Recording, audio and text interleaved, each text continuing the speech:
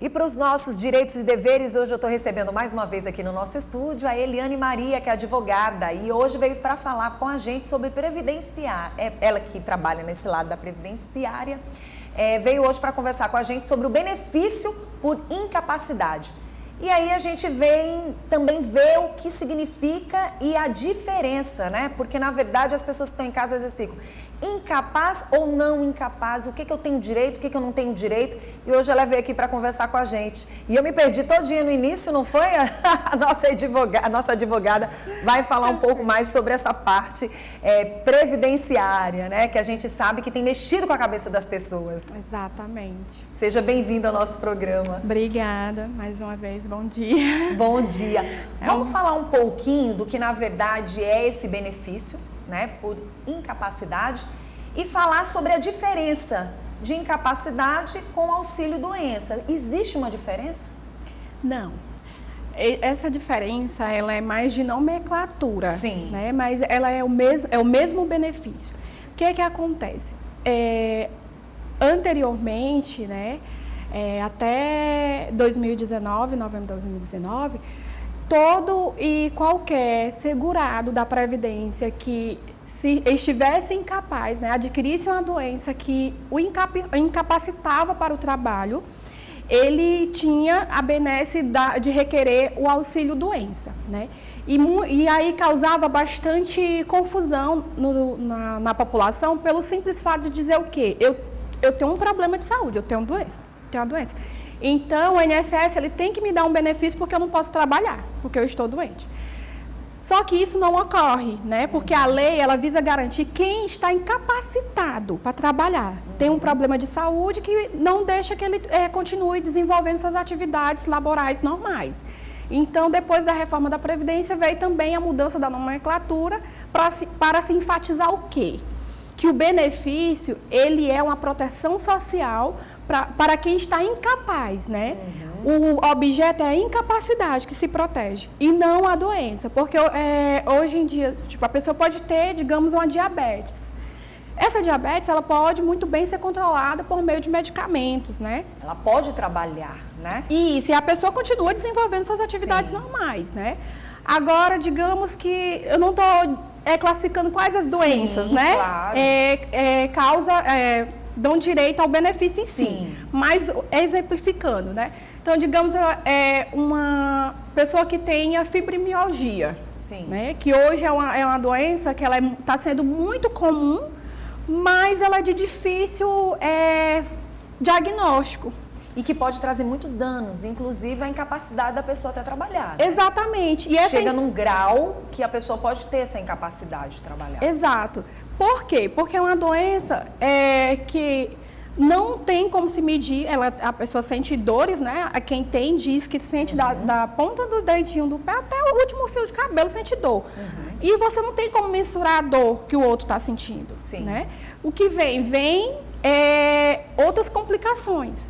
E determinadas complicações, ela advém da medicação que a pessoa tem que fazer uso, que é muito forte. E essa medicação, ela pode trazer diversas reações, tipo uma sonolência, né? Alucinações. E essas reações, ela causa perigo para a pessoa que está desenvolvendo uma determinada atividade, dependendo do que ela desenvolva, né? Para a vida dela e de terceiros. Digamos que é uma pessoa que faz o manuseio de uma máquina, de uma retroescavadeira. Ele perdeu o controle ali, dependendo de quem esteja ali por perto, ele pode causar um acidente. Então, ele é incapacitado, né? Está incapaz para desenvolver essa atividade. E quais são os benefícios, por exemplo, para esta situação da incapacidade? Então, quem é segurado da Previdência Social, porque nem todo mundo é segurado, sim, né?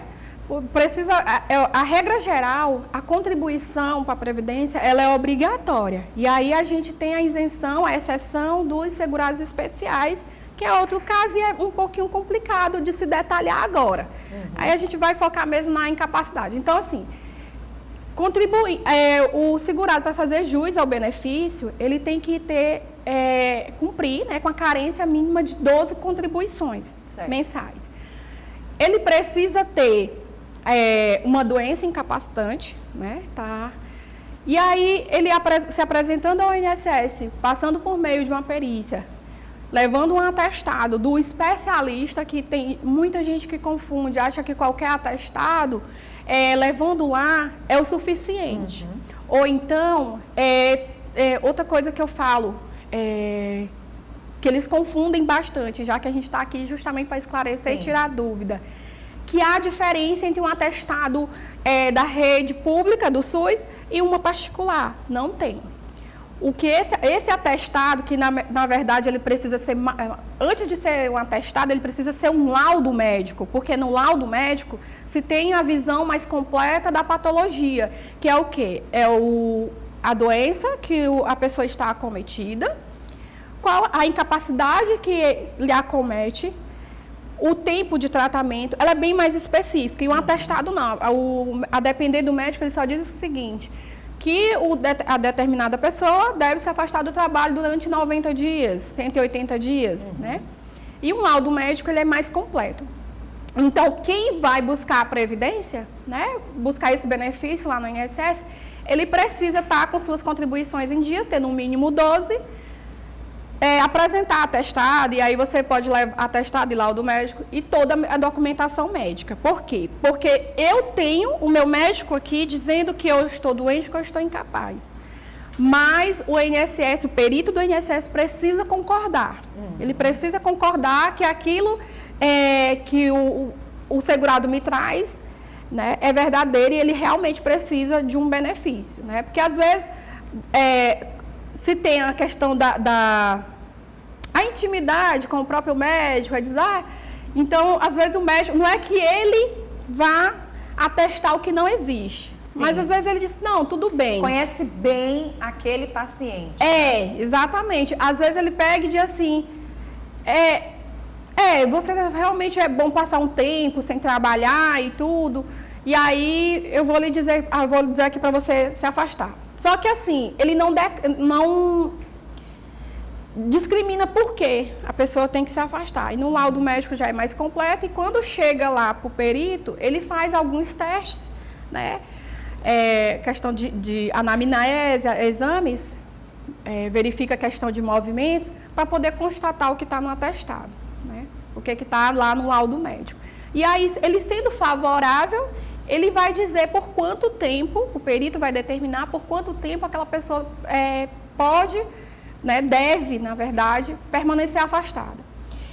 Determinado o período, ele passa a ter direito ao benefício e vai receber aí durante o afastamento, né, um valor, um salário de benefício que vai depender muito da remuneração dele, quanto que ele contribui, né, a base de cálculo de contribuição dele para o INSS. Quem contribui com um salário mínimo é um salário mínimo, né? E aí ele tem 15 dias antes daquela data, o perito diz o seguinte, vou lhe dar aqui 180 dias para você se afastar do trabalho, depois a gente faz uma reavaliação e verifica se permanece. Ou então o próprio médico diz, 180 dias, fez uma cirurgia, 180 dias a recuperação. E aí ele dá aquele prazo. Só que é garantido ao segurado, 15 dias antes, pedir a prorrogação. E nesse pedido de prorrogação, ele vai passar por uma nova perícia, para se constatar se a incapacidade permanece ou não, né?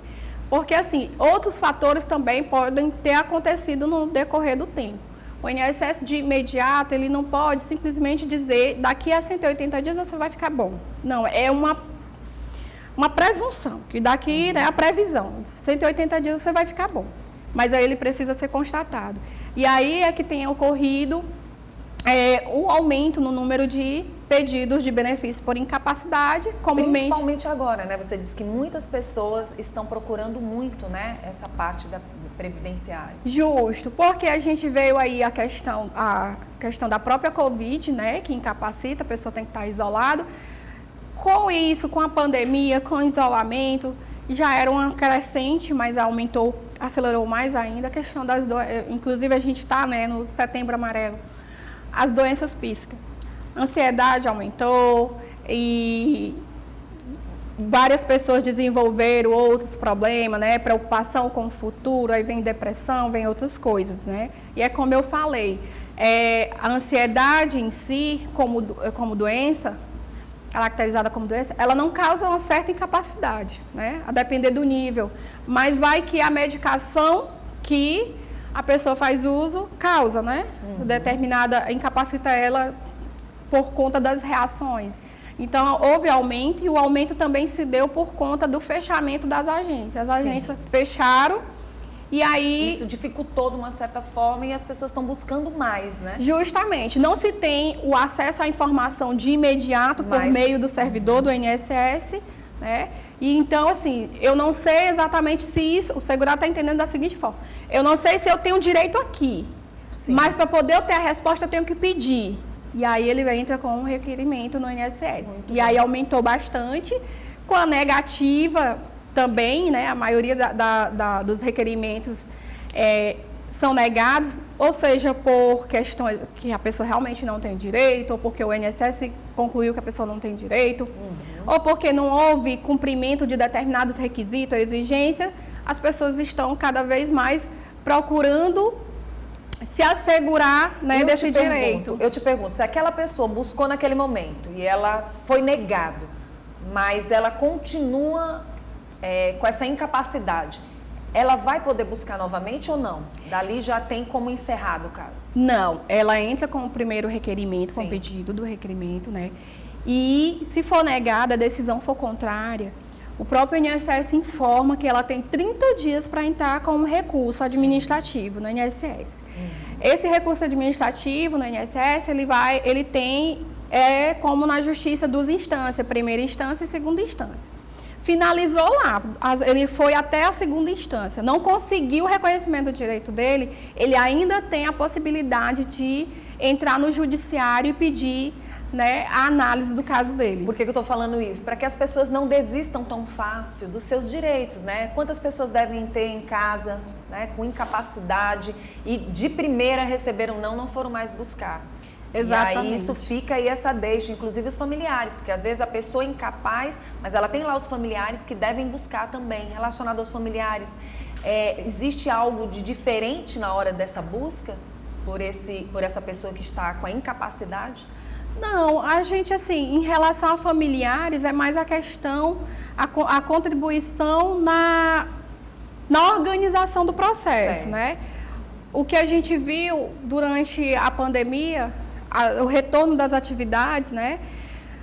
Foram casos em que pessoas que estavam completamente debilitadas, indo até a agência do INSS para poder se submeter a uma perícia, e todo mundo falando, isso é injusto, isso é desumano.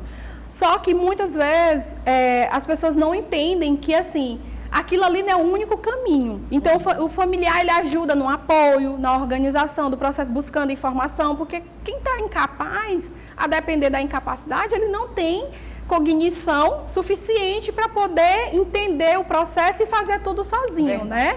E aí, assim, em relação a esse procedimento, quem está incapaz para se submeter a uma perícia no INSS, nas agências do INSS, tem a possibilidade de solicitar ao INSS, comunicar o fato e solicitar ao INSS que ele vá fazer uma perícia ou no hospital ou na própria casa do paciente, né, do segurado, quando ele está acamado. Né? Não precisa se deslocar na maca, como a gente viu no final do ano, né? Questão da prova de vida, que também tem acontecido bastante isso, tá? Muito obrigada pela sua presença. Obrigada. Quem quiser entrar em contato com você, tá aí na telinha, tá certo? Entre em contato com a nossa advogada. Muito obrigada de coração.